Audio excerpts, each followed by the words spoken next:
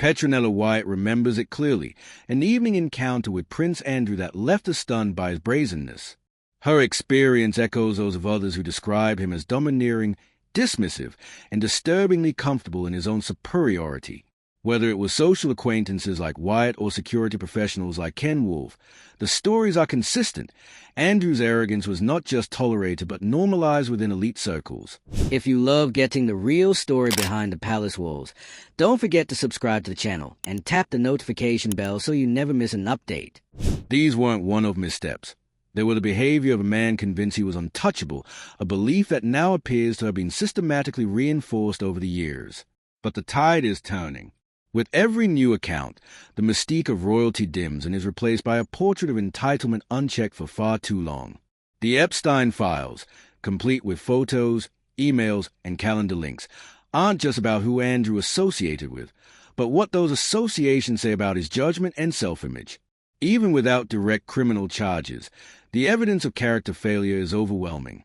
This is no longer about scandal. It's about systemic failure, and what happens when power is left unchallenged for a generation. Dan Otway didn't hold back.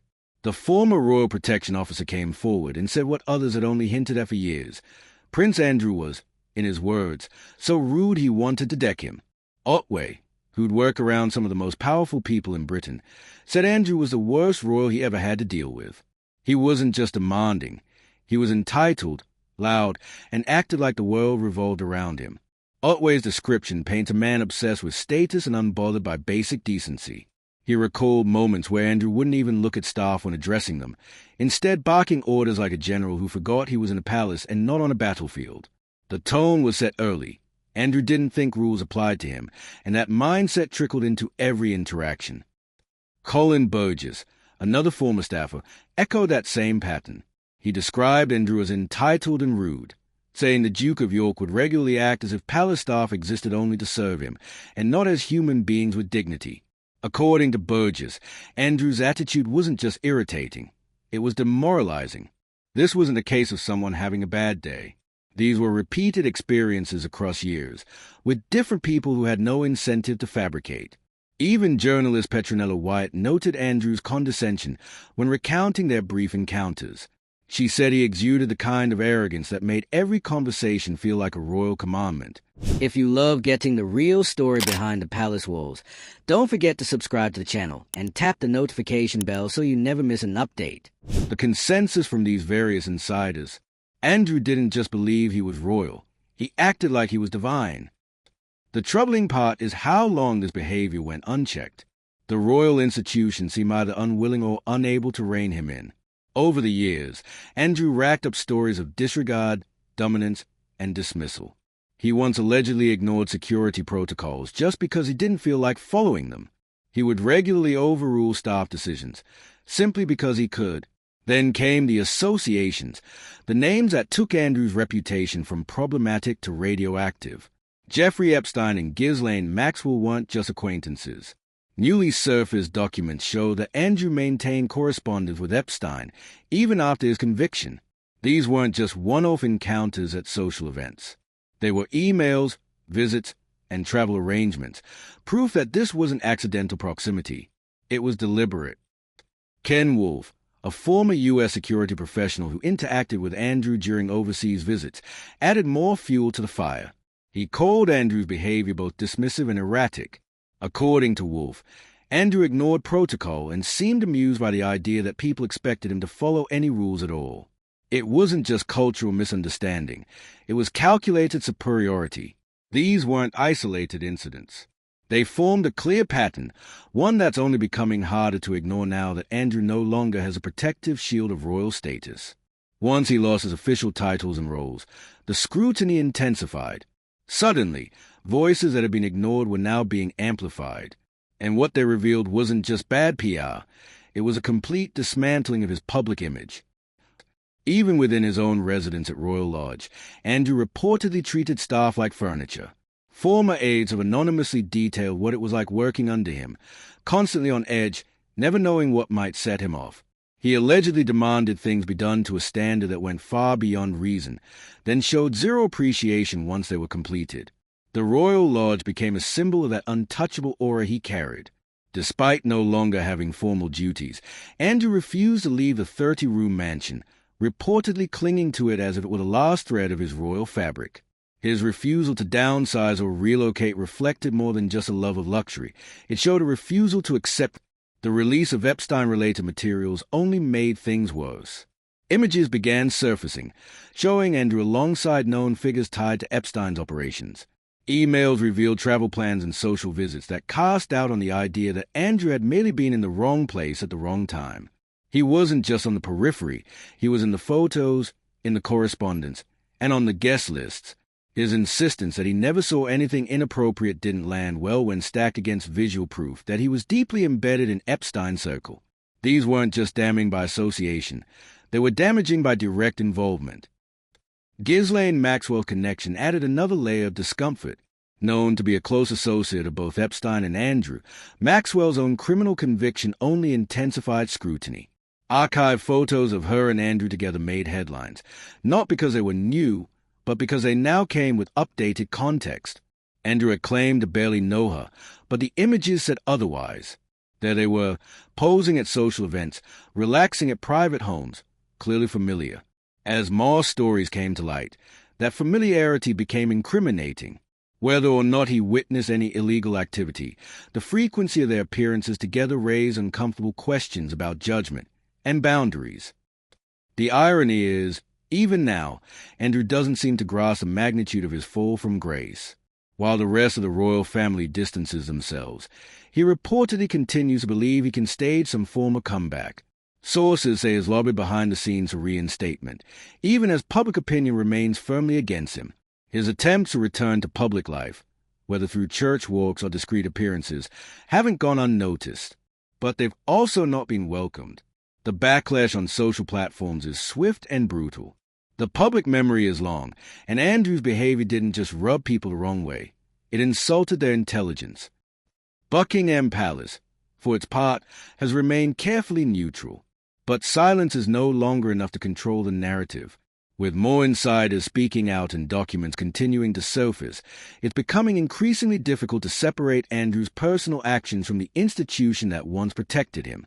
There's an unspoken reckoning happening behind those palace walls. What was once considered family business is now public domain. The royal brand has taken hits before, but this time it's more personal. It's not just about one rogue prince. It's about the cost of shielding him for so long. At the heart of all this is a larger question. What happens when power goes unchecked for decades? Andrew's story isn't just about entitlement. It's about the erosion of accountability. The protections that once insulated him have crumbled, and what's left is a man exposed by the very people who used to serve him. There's no criminal conviction, but the damage is done. The accounts from staff, the images, the documents, they form a picture that's hard to ignore. Andrew may not face legal consequences, but his reputation is in freefall. And no title, lodge, or royal lineage can patch that up now. If you've made it this far, you probably have thoughts. Was it the arrogance, the associations, the decades of impunity? Let us know what you think in the comments. Hit like if you think power without accountability is a disaster waiting to happen. And if you want more royal chaos and unraveling reputations, don't forget to subscribe. We're just getting started.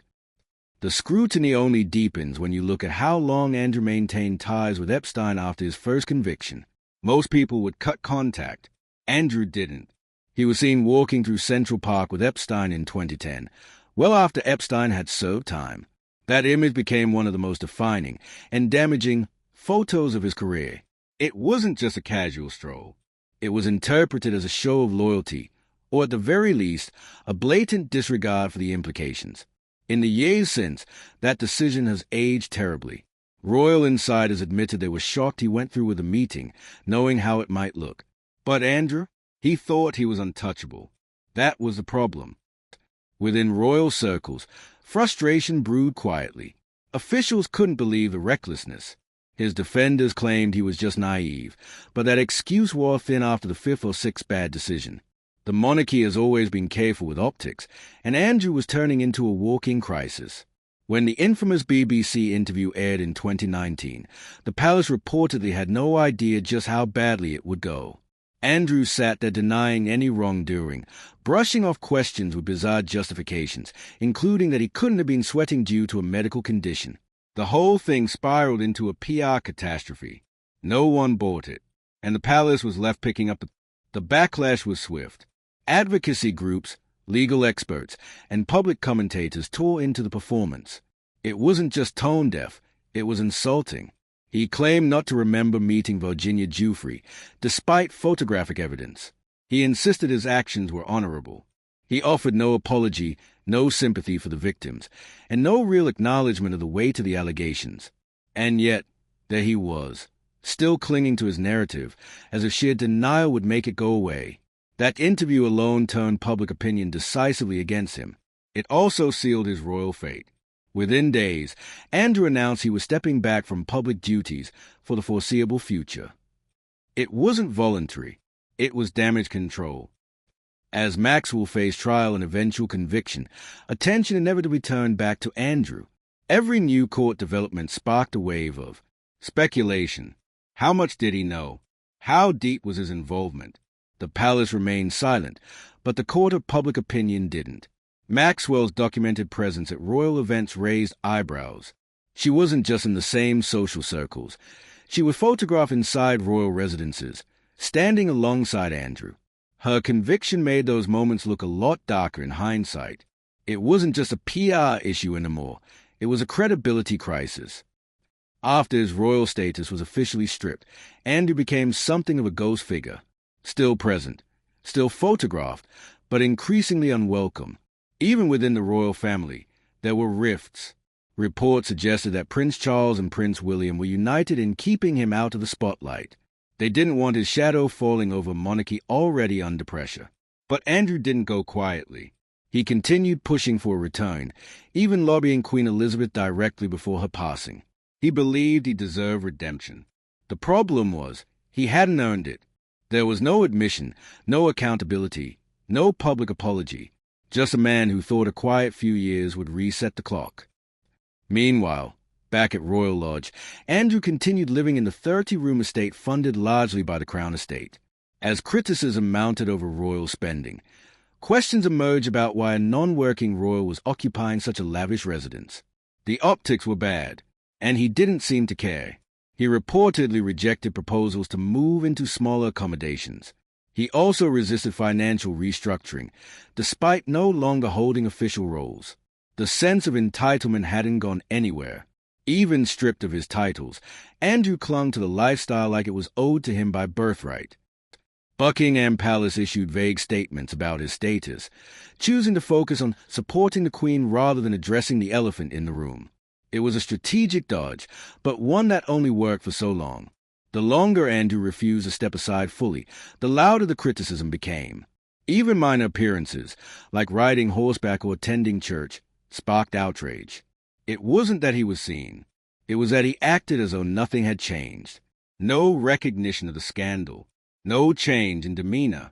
Just business as usual, with a stiff upper lip and a royal smirk.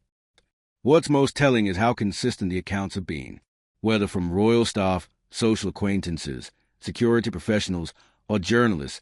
The descriptions of Andrew all echo the same themes: arrogance, entitlement, condescension. This isn't a man misunderstood. It's a man whose behavior was tolerated far too long because of his birthright. Now that those protections are gone, the stories are pouring out. Not out of revenge, but out of exasperation. People want the record corrected. They want to expose the truth of what it was like to serve under someone who believed himself above consequence. And they are no longer afraid to say it out loud. As more documents related to the Epstein investigation continue to surface, Andrew's name remains tied to them. Even if there's no smoking gun, the volume of material, the photos, the flights, the parties, suggests far more than mere acquaintance. These were ongoing associations, not one-time slip-ups. His denials haven't held up under scrutiny. Every attempt to clarify or deny just created more contradictions. The infamous photo with Virginia Giuffre, taken inside Maxwell's home, continues to haunt him. He called it a fake. But photography experts, legal analysts, and even friends of Maxwell have said otherwise. That image, like so many others, refuses to disappear. In the end, the royal family's biggest misstep may not be Andrew himself, but how long they enabled him. The institution that once stood as a symbol of tradition and grace now looks complicit in shielding unacceptable behavior. And that's a legacy problem, not just a PR one. Andrew's downfall has become a cautionary tale, not just about individual hubris, but about what happens when power is protected at all costs. It's a mess that won't be cleaned up with silence. Not anymore. Royal lodge was supposed to be quiet country luxury, a private retreat from public life. But in Andrew's hands, it became a symbol of resistance. His refusal to leave despite being removed from official duties raised serious questions about royal entitlement. Why was a disgraced royal still enjoying the trappings of power, living rent-free in a sprawling estate subsidized by taxpayers? It wasn't just a property, it was a statement. Staying there sent a clear message. He didn't believe he had done anything wrong. And the longer he stayed, the more people noticed.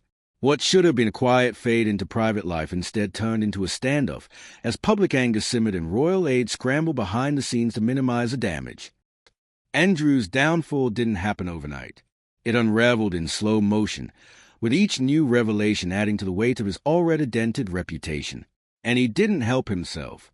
Instead of laying low, he occasionally popped back into public view, attending royal funerals, walking with the family at Christmas, even trying to speak at official events before being cut off. Every time he showed up, the media went into overdrive, and the headlines weren't forgiving. His appearances weren't seen as dignified, they were seen as tone-deaf. The public had moved on, but Andrew hadn't. He kept trying to reclaim a role no one was offering him, still convinced his name carried weight. Inside Buckingham Palace, that tension was palpable. Sources described internal divisions, with King Charles reportedly making it clear that Andrew's return to public life was not going to happen. Prince William was even blunter. He didn't want his uncle anywhere near the center of royal affairs, especially with the monarchy trying to rebuild its image in a new era. This wasn't about family drama anymore. It was about optics, legacy, and survival. The firm had taken too many hits. Harry and Meghan's departure, the Queen's passing, mounting criticism of outdated traditions. The last thing they needed was Prince Andrew stepping back into the frame, dragging a mountain of controversy behind. Then there's the Epstein connection, something no rebrand could erase. The flight logs, the photographs, the documented visits. These weren't tabloid rumors. They were facts. Andrew's public insistence that he had no close relationship with Epstein collapsed under the weight of evidence showing the opposite. And the public didn't forget. Even now, years after the BBC interview and his retreat from the spotlight, every new court document or lawsuit related to Epstein drags Andrew's name back into the conversation. He can't shake it. He's tied to it. And that legacy might outlast him. Maxwell's conviction only sealed that fate. During her trial, prosecutors painted a clear picture of how Epstein's network operated and how many powerful people floated around it. Andrew was never formally charged, but the implication was unavoidable. You don't end up in that many photos, in that many homes, on that many guest lists, without being part of the cycle. The public doesn't care about legal technicalities. They care about accountability. Maxwell's downfall wasn't just haze. It reminded everyone that the people in her orbit weren't innocent bystanders. And Andrew, once considered a harmless royal oddity, was now viewed through an entirely different lens. When the civil lawsuit brought by Virginia Giuffre reached its peak, Andrew denied everything. He said he'd never met her, claimed the infamous photo was doctored, and rejected all allegations. But then, quietly, he reached a settlement, reportedly in the millions. No admission of guilt, of course, but the public saw it for what it was, damage control. He said it was to spare the Queen more embarrassment. Critics called it hush money. Either way, the optics were terrible. You don't settle something that explosive if there's nothing to hide. And the fact that he never explained the decision only made it worse. His silence screamed louder than any statement ever could. The result? A permanently fractured image, not just for Andrew, but for the monarchy. People started asking harder questions. Who else had been protected? What other secrets were being quietly buried behind palace gates? The institution that prided itself on discretion suddenly looked like it had something to hide. This wasn't just scandal, it was systemic failure. The palace had allowed Andrew to operate unchecked for years, brushing off reports and shielding him from consequences. Now that the curtain had been pulled back, the credibility of the entire operation took a hit. One man's behavior had exposed a culture of silence. In public, Andrew maintained a facade of indifference. He was seen smiling at events, walking casually with family members, acting like a man who hadn't just paid millions to make a lawsuit disappear. But behind the scenes, the damage was done. Invitations stopped coming. Roles were revoked. Doors closed. The Queen's death changed the dynamic even further. With Charles in charge, there was less tolerance for nostalgia and sentiment. The new monarch wasn't interested in giving Andrew another chance. And the rest of the family wasn't pushing for it either. The unspoken consensus? His time was over. Still, he stayed put. Royal Lodge remained his stronghold, even as calls to evict him grew louder. Discussions about removing Andrew from the property made headlines more than once. But legal loopholes and outdated agreements kept him in place, frustrating officials and fueling more public backlash. To many, it was a final insult, a man stripped of duties, reputation in tatters, still clinging to luxury while everyone else paid the price. It was never really about the house. It was about what the house represented. Privilege without purpose. Comfort without accountability. So where does that leave us? With a former prince who's technically still royal, but socially exiled. A man once protected by status, now undone by it. The institution that built him is still standing, but weaker, more scrutinized, and less trusted. Andrew may be the one who fell, but the cracks in the monarchy run far deeper than his name. If you're still watching, let's talk. Should someone like Andrew ever be allowed back into public life? Do you think the royal family has learned anything from this? Drop a comment below. Hit that thumbs up if you think the truth matters more than titles, and subscribe if you're here for more deep dives into the mess behind the monarchy.